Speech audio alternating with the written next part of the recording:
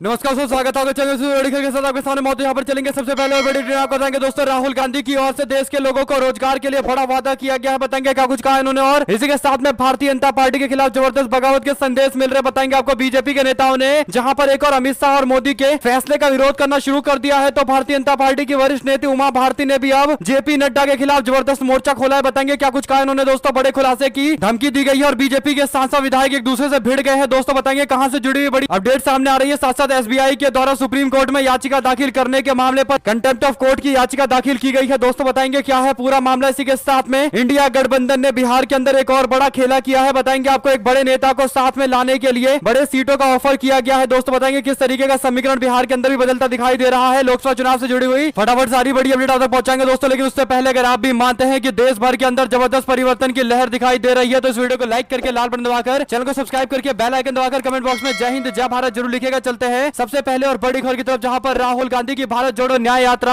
राजस्थान पहुंच गई है दोस्तों। बृहस्पतिवार को मध्य प्रदेश के रतलाम के बांसवाड़ा से यात्रा आगे की ओर बढ़ी और इसके बाद राहुल गांधी ने देश के युवाओं से वादा करते हुए कहा है कि 30 लाख सरकारी नौकरियां देंगे। इसी के साथ में भारत जोड़ो न्याय यात्रा के दौरान युवाओं, गरीबों और अन्य तबकों के लोगों के लिए भी कई बड़े वादे किए गए हैं। साथ आपको बता दें कि भारतीय जनता पार्टी की नेत्री उमा भारती ने बीजेपी के नेताओं की नींद उड़ा दी है। दरअसल दोस्तों, उमा भारती ने प्रेस कॉन्फ्रेंस किया है, इस दौरान उन्होंने कहा कि 22 जनवरी को अयोध्या में वरिष्ठ नेताओं से चर्चा हुई थी। उन्होंने तभी 2 साल तक चुनाव न लड़ने का निर्णय किया था। अब वे 2 साल गंगा के लिए काम करना चाहती है। उमा भारती ने आगे कहा कि मैं चुनाव क्यों नहीं लड़ रही हूँ, क्या हो रहा है, ऐसे कई सवाल लोगों के मन में है। मैं कह रही हूँ कि मैं लोकसभा का चुनाव नहीं लड़ूंगी। जब मैं अयोध्या में थी मुझे लगा कि मेरी दृढ़ता में कोई कमी रह गई थी, कि गंगा का काम अधूरा रह गया। इसके बाद उन्होंने कई और बड़े खुलासे किए हैं दोस्तों। उन्होंने कहा कि मैं चाहती थी कि हमारी पार्टी ही मेरे बारे में बताए कि मैं चुनाव नहीं लड़ना चाहती। मैं मोदी जी के साथ हूँ। जेपी नड्डा को स्पष्ट करना चाहिए कि मैं चुनाव नहीं लड़ना चाहती हूँ। उनको बताना चाहिए कि मैं चुनाव क्यों नहीं लड़ रही हूँ। मैं मोदी जी के साथ हूँ। जेपी नड्डा को स्पष्ट करना चाहिए। राष्ट्रीय अध्यक्ष जेपी नड्डा साफ नहीं करेंगे तो मैं पत्र सार्वजनिक कर दूंगी। दरअसल दोस्तों, क्या जानबूझकर उमा भारती को चुनाव नहीं लड़वाया जा रहा है? क्या चुनाव उमा भारती इसलिए नहीं लड़ रही है क्योंकि भारतीय जनता पार्टी की सरकार में उनको मंत्रालय नहीं दिया गया था? आप लोग अपनी राय जरूर लिख कर बताएगा, क्योंकि मामला धीरे धीरे करके और ज्यादा गहराता जा रहा है। साथ साथ उमा भारती और साध्वी प्रज्ञा ठाकुर 2 ऐसे बीजेपी के नेता हैं जिन्होंने प्रधानमंत्री मोदी के मैं मोदी का परिवार वाले कैंपेन को सपोर्ट नहीं किया है। बाकी सारे नेताओं ने अपने नाम के आगे मैं मोदी का परिवार लिखा था, लेकिन उमा भारती और साध्वी प्रज्ञा ठाकुर ने इस तरीके की कोई बात नहीं लिखी थी। इसके बाद लोगों ने कई सारे सवाल खड़े किए थे। अब देखते हैं आने वाले दिनों के अंदर क्या कुछ निकलकर सामने आता है दोस्तों। क्या बीजेपी के अंदर आपसी कलेश और निकलकर सामने आएगी? साथ साथ आगामी लोकसभा चुनाव को लेकर केंद्र से लेकर प्रदेश तक की बीजेपी सजग है, हर कदम फूक फूक कर रख रही है। लोकसभा चुनाव के आचार संहिता लगने से पहले ही अपने प्रत्याशियों की घोषणा भी कर दी गई है। प्रत्याशी चुनाव प्रचार में जुट गए हैं, लेकिन मध्य प्रदेश में एक सांसद और बीजेपी विधायक के बीच में मनमुटाव की काफी खबरें, चर्चाएं तेज चल रही है। राजनीतिक गलियारों में चर्चा है कि सांसद विधायक के बीच में ये मनमुटाव कहीं बीजेपी को नुकसान न पहुंचा दे। दरअसल भोपाल से सांसद प्रज्ञा सिंह ठाकुर 2 दिन पहले सीहोर विधानसभा क्षेत्र के खजूरिया बंगला गांव पहुंची थी, जहां पर एक अवैध शराब दुकान को देखकर साध्वी प्रज्ञा ठाकुर ने काफी नाराजगी व्यक्त की थी। इसके साथ ही सांसद प्रज्ञा ठाकुर ने ग्रामीणों की मौजूदगी में छेनी हथौड़ी की मदद से शराब दुकान का ताला तोड़कर शराब फिकवा दिया था। बता दें कि प्रज्ञा ठाकुर का इस बार बीजेपी ने टिकट काट दिया है। इस दौरान भारतीय जनता पार्टी के सांसद प्रज्ञा सिंह ठाकुर ने सीहोर विधायक सुदेश राय पर भी कई आरोप लगाते हुए कहा था कि वे उन्हें पद से हटा देंगे। इस पूरे मामले पर अब साध्वी प्रज्ञा ठाकुर के खिलाफ निशाना साधते हुए विधायक ने कहा है कि या तो वो सबूत दे कि शराब की कोई भी दुकान मेरी है, या फिर उनको माफी मांगनी चाहिए। सांसद और विधायक एक दूसरे के आमने सामने आ गए हैं। देखते हैं साध्वी प्रज्ञा ठाकुर कोई सबूत देती है और क्या विधायक की ओर से माफी मंगवाया जाता है। जो भी जानकारी आएगी दोस्तों आप लगातार पहुंचाते रहेंगे। साथ साथ सुप्रीम कोर्ट ने इलेक्टोरल बॉन्ड की जानकारी 6 मार्च तक देने को कहा था। बैंक ने और समय मांगा था। अब इस पूरे मामले पर एडीआर ने याचिका दाखिल करते हुए एसबीआई की ओर से 30 जून तक मोहलत मांगे जाने की प्रक्रिया की पारदर्शिता पर सवाल खड़े किए हैं। ये लोकतंत्र की भावना के खिलाफ है। एसबीआई का आईटी सिस्टम इलेक्टोरल बॉन्ड को आसानी से मैनेज कर सकता है, लेकिन इसके बावजूद 30 जून तक का समय मांगा जा रहा है, जो पूरी तरीके से गलत है और इस पर कड़ी कार्रवाई की जानी चाहिए। दरअसल दोस्तों, एडीआर की ओर से कहा गया है कि कंटेम्प्ट ऑफ कोर्ट हुआ है। एसबीआई ने सुप्रीम कोर्ट के आदेश को नहीं माना है, लिहाजा इनके खिलाफ कंटेम्प्ट टू कोर्ट का मामला चलना चाहिए और एसबीआई के अधिकारियों को कड़ी से कड़ी सजा मिलनी चाहिए। आप लोग अपनी राय जरूर लिखकर बताएगा दोस्तों, क्योंकि 6 जून तक ही रिपोर्ट सौंपने के लिए कह दिया गया था। साथ साथ तिपरा मोथा पार्टी के नेता प्रद्योत माणिक्य ने आखिरकार भारतीय जनता पार्टी के साथ में जाने का फैसला लिया है। प्रद्योत देव वर्मा की ओर से अपनी पार्टी बनाई गई थी और क्योंकि वो राज्य परिवार से आते हैं तो त्रिपुरा के लोगों ने उनको राज परिवार का एक नेता समझते हुए माना था कि वो ट्राइबल लोगों की बातों को सुनेंगे और एक नए स्टेट हुड की बात करेंगे, यानी एक नया त्रिपुरा में राज्य बनेगा जिसे त्रिपुरा लैंड कहा जाएगा। लेकिन हाल फिलहाल में हुए विधानसभा के चुनाव के अंदर दूसरे नंबर की पार्टी बनकर उभरी थी प्रद्योत देव वर्मा की पार्टी, लेकिन अब वो भारतीय जनता पार्टी के साथ मिलने जा रहे हैं, बीजेपी को सपोर्ट कर रहे हैं। त्रिपुरा के दोनों सीटों पर बीजेपी अपने उम्मीदवारों के साथ मैदान में उतर उतरने वाली है। इसका सीधा मतलब यह है कि लेफ्ट पार्टी और कांग्रेस पार्टी को अलायंस बनाकर अब त्रिपुरा के अंदर भी मैदान में उतरना चाहिए। बीजेपी और देव वर्मा के गठबंधन के खिलाफ आप लोग अपनी राय जरूर लिख बताएगा। दोस्तों साथ साथ आपको बता दें कि लोकसभा चुनाव के मद्देनजर सीट शेयरिंग को लेकर एनडीए में खींचतान देखी जा रही है। इंडिया गठबंधन ने सियासी शतरंज की बिसात पर एक चाल चली और लोक जनशक्ति पार्टी रामविलास के प्रमुख चिराग पासवान को राज्य में 8 और उत्तर प्रदेश में 2 लोकसभा की सीट पेशकश की गई। एनडीटीवी के सूत्रों ने जानकारी दी है कि प्रस्ताव में चिराग पासवान के लिए आकर्षक ऑफर दिए गए हैं। एनडीए कथित तौर पर पासवान को बिहार में केवल 6 लोकसभा की सीट पेशकश कर रहा है। इतना ही नहीं, इन सीट को उन्हें अपने चाचा पशुपति पारस और राष्ट्रीय लोक जनशक्ति पार्टी के प्रमुख के साथ शेयर करना पड़ेगा। कुल मिलाकर दोस्तों 8 सीट देने का मतलब यह है कि इंडिया गठबंधन पूरी तरीके से यह चाहता है कि चिराग पासवान को अपने साथ में लेकर आया जाए, जिसके लिए इतनी सारी सीटें ऑफर की जा रही है। दोस्तों साथ साथ सुप्रीम कोर्ट ने कोलकाता हाईकोर्ट की मीडिया गाइडलाइंस के खिलाफ ईडी की याचिका को खारिज कर दिया है। ईडी का प्रतिनिधित्व कर रहे अतिरिक्त सॉलिसिटर जनरल एसबी राजू ने न्यायमूर्ति हरिकेश राय की अगुवाई वाली पीठ के समक्ष कहा कि वर्चुअल अंतिम आदेश है। दरअसल दोस्तों मामला कुछ इस प्रकार है, जहां पर ईडी ने कोलकाता के हाईकोर्ट के अंदर एक याचिका दाखिल की थी। याचिका की सुनवाई करते हुए कोर्ट ने फैसला लिया था कि टीएमसी के सांसद अभिषेक बनर्जी की पत्नी रुजिरा बनर्जी के खिलाफ जांच के संबंध में मीडिया को दिशा निर्देश जारी किए गए थे और कहा गया था कि आरोप पत्र दाखिल करने से पहले किसी भी व्यक्ति, आरोपी या संदिग्ध या गवाह, जहां तक कि रुजिरा बनर्जी का सवाल है, उनके संबंध में जांच विवरण जनता या मीडिया को ना बताए, यानी जब तक यह साबित ना हो जाए कि किस व्यक्ति का नाम था इस पूरे जांच एजेंसी के कार्रवाई में, तब तक नाम सामने नहीं आना चाहिए। एक तरीके से दोस्तों जांच के बाद ही किसी का नाम लेने की इजाजत दी गई थी, लेकिन ईडी पहुंची थी सुप्रीम कोर्ट हाईकोर्ट के ऑर्डर बदलवाने के लिए, लेकिन हाईकोर्ट के ऑर्डर को सुप्रीम कोर्ट ने नहीं बदला है। दोस्तों साथ साथ माहौल क्या है कि पत्रकार राजीव रंजन बोले, कहा अभी तक 6 राज्यों में तय नहीं हुआ कि बीजेपी कितनी सीटों पर लड़ेगी, लेकिन टीवी चैनल्स को 400 तक पहुंचाने की इतनी जल्दी है कि अब तक ओपिनियन पोल में 350 तक पहुंचा दिया। अरे पोल के नाम पर सीधा लिखो, अभी तक बीजेपी 350, बाकी सब बचे पर बाकी चुनाव घोषित होने पर फिर दिखा देना, बढ़ा देना। कुल मिलाकर दोस्तों गंभीर सवाल खड़े किए जा रहे हैं भारतीय जनता पार्टी को लेकर। जिस तरीके से ओपिनियन पोल में दावे सामने आ रहे हैं राजीव रंजन की ओर से कही गई इन बातों पर आप लोग की क्या राय है, लिखकर जरूर बताएगा। साथ साथ कांग्रेस पार्टी में शामिल हो गए पूर्व मंत्री सदल प्रसाद जो 2 बार एमएलए रहे हैं बांसगांव से, और गजराज सिंह जो 4 बार एमएलए रहे हैं हापुड़ विधानसभा से। दोनों ने कांग्रेस पार्टी का दामन थामा है। लोकसभा चुनाव के मद्देनजर बड़ी तैयारी चल रही है। दरअसल दोस्तों 2014 और 2019 के चुनाव में बीएसपी के टिकट पर उन्होंने चुनाव लड़ा था। बीएसपी से जब वो चुनाव 2014 में लड़े तो उनको 2,28,443 वोट मिले, जबकि बीएसपी समाजवादी पार्टी गठबंधन के संयुक्त उम्मीदवार के तौर पर 2019 में उन्होंने मोर्चा संभाला था तो उनको 3,93,205 वोट मिले थे, यानी लगभग 40% वोट मिले थे। और इस बार ये सीट कांग्रेस पार्टी के खाते में गई है, तो इस बार उनको फिर से मैदान में उतारा जाएगा। सपा कांग्रेस का गठबंधन है। साथ साथ चुनावी बॉन्ड के जरिए संदिग्ध लेन देन छिपा रही है मोदी सरकार। देश के सबसे बड़े बैंक का कर रही है इस्तेमाल। एसबीआई द्वारा इलेक्टोरल बॉन्ड का विवरण देने के लिए सुप्रीम कोर्ट की ओर से और समय मांगने पर कांग्रेस पार्टी के अध्यक्ष मल्लिकार्जुन खड़गे ने मोदी सरकार पर हमला बोला है। कांग्रेस पार्टी के अध्यक्ष खड़गे ने कहा कि मोदी सरकार चुनावी बॉन्ड के जरिए अपने संदिग्ध लेन देन को छुपाने के लिए हमारे देश के सबसे बड़े बैंक को ढाल के रूप में इस्तेमाल कर रही है। कांग्रेस पार्टी के अध्यक्ष ने कहा कि देश के सर्वोच्च न्यायालय ने चुनावी बॉन्ड की मोदी सरकार की काला धन रूपांतरण योजना को असंवैधानिक, आरटीआई का उल्लंघन और अवैध करार देते हुए रद्द कर दिया और एसबीआई को 6 मार्च तक डाटा विवरण प्रस्तुत करने के लिए कहा गया था, लेकिन बीजेपी चाहती है कि इसे लोकसभा चुनाव के बाद किया जाए। उन्होंने आगे लिखा कि इस लोकसभा का कार्यकाल 16 जून को खत्म हो रहा है। एसबीआई 30 जून तक डेटा साझा करना चाहती है। बीजेपी इस फर्जी योजना की मुख्य लाभार्थी है। कांग्रेस ने इस मुद्दे पर सवाल पूछे हैं। कुल मिलाकर दोस्तों बीजेपी के लोगों को जवाब देना है और खुद एसबीआई के लोगों को भी जवाब देना है कि आखिर क्यों वो डेट एक्सटेंड कराना चाहते हैं। साथ साथ हिमाचल प्रदेश को लेकर राज्यसभा चुनाव के बाद हुई सियासी हलचल के बीच मुख्यमंत्री सुखविंदर सिंह सुक्खू दिल्ली की यात्रा पर है। शिमला के राज्य सचिवालय में मंत्रिमंडल की बैठक में शामिल होने के बाद उन्होंने दिल्ली का रुख किया है। कांग्रेस पार्टी के बड़े नेताओं के साथ उनकी बैठकें हो सकती है। प्रियंका गांधी के साथ उनकी मुलाकात एक कार्यक्रम में हो सकती है। सोनिया गांधी और अखिल भारतीय कांग्रेस पार्टी के राष्ट्रीय अध्यक्ष मल्लिकार्जुन खड़गे से भी मुलाकात को लेकर चर्चाएं चल रही है। वहीं पर उप मुख्यमंत्री भी अपने निर्माण मंत्री विक्रमादित्य सिंह के साथ प्रियंका गांधी के साथ मुलाकात कर सकते हैं। हिमाचल प्रदेश की सियासत को थामने का प्रयास किया जा रहा है। 2024 के होने वाले चुनाव से पहले स्थिति को पूरी तरीके से संयम करने की कोशिश की जा रही है। साथ साथ भाजपा हरियाणा की सभी 10 सीट पर संभावित उम्मीदवारों का पैनल तैयार कर चुकी है। इसमें हर सीट पर 3 से 4 उम्मीदवारों के नाम शामिल किए गए हैं। कुरुक्षेत्र के पैनल में सिर्फ प्रदेश के अध्यक्ष नायब सिंह सैनी का नाम शामिल किया गया है। पार्टी 3 से 4 उम्मीदवारों के चेहरे बदल सकती है। इसके अलावा कम से कम 2 महिला उम्मीदवारों को मैदान में उतारा जा सकता है। दोस्तों जो सबसे बड़ी बात है वो ये कि भारतीय जनता पार्टी के पैनल ने 10 की 10 सीटों को लेकर अपने उम्मीदवारों के नाम अपने केंद्रीय नेतृत्व को दे दिया है। यानी आने वाले दिनों के अंदर ये बात स्पष्ट है कि बीजेपी और जननायक जनता पार्टी का कोई गठबंधन नहीं होगा। दोनों अलग अलग चुनाव लड़ेंगे। इसका सीधा मतलब यह है कि जननायक जनता पार्टी यानी दुष्यंत चौटाला की पार्टी के साथ खेला होने वाला है। साथ साथ समाजवादी पार्टी के विधायक हैं इरफान सोलंकी, जिनके ठिकानों पर कई जगह केंद्रीय एजेंसी ईडी की ओर से छापेमारी की जा रही है। छापेमारी के दौरान सीसीटीवी कनेक्शन को काटा भी गया है। इस तरीके के गंभीर आरोप लगे हैं। दोस्तों आपको बता दें कि ईडी की टीम उनके भाई अरशद के घर पर भी छापेमारी कर रही है। अरशद सोलंकी ने बताया है कि पूछताछ भी किया जा रहा है। ईडी की टीम लगातार सपा के विधायक के परिसर पर लगे सीसीटीवी के कनेक्शन को भी बंद कर रही है। आपको बता दें कि यह कार्रवाई पहली बार नहीं हुई है। लगातार समाजवादी पार्टी के नेता इरफान सोलंकी पर इस तरीके की कार्रवाई होती रहती है और उसके पीछे कई बड़े कारण दिए जाते हैं, क्योंकि अखिलेश यादव के काफी करीबी नेता है। शायद यही बड़ा कारण है कि उनको जांच के दायरे में लाया जाता है और कहीं ना कहीं गाहे बगाहे उनके खिलाफ इस तरीके की जांच कराई जाती है, जिसकी जितनी आलोचना की जाए उतनी कम है। साथ साथ दोस्तों लालू यादव ने प्रधानमंत्री मोदी के द्वारा चलाए जा रहे कैंपेन पर निशाना साधते हुए कहा कि प्रधानमंत्री जी जब जब बिहार आते हैं तब तब वो नौकरी, बेरोजगारी, महंगाई, गरीबी, विशेष राज्य का दर्जा इत्यादि पर बात करने में जी भरकर शर्माते हैं। टेलीप्रॉम्प्टर पर लिखे स्क्रिप्ट पढ़ने और दशकों से रटी रटी बातें दोहराने के क्रम में वो ये भी भूल जाते हैं कि बीजेपी 10 साल से केंद्र में है और 15 साल से